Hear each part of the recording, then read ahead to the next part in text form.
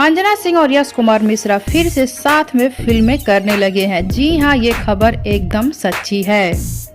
यश कुमार और अंजना सिंह फिर से एक साथ काम करने लगे हैं।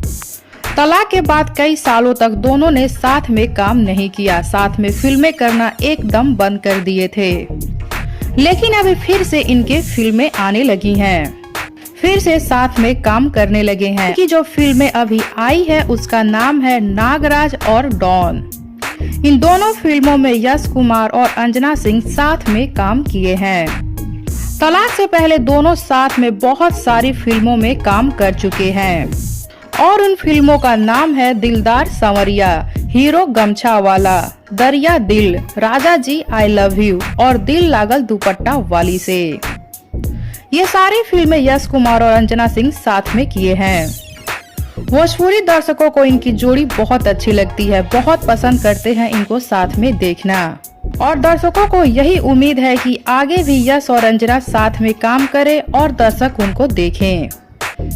तो बताइए आप सब क्या चाहते हैं? क्या आप सब फिर से अंजना और यश कुमार को एक साथ फिल्म करते हुए देखना चाहते हैं या नहीं? बताइए हमें नीचे कमेंट बॉक्स में। साथ ही वीडियो को लाइक कर लीजिए, चैनल को सब्सक्राइब कर लीजिए। वीडियो पसंद आया हो तो इसे ज्यादा से ज्यादा शेयर कीजिए।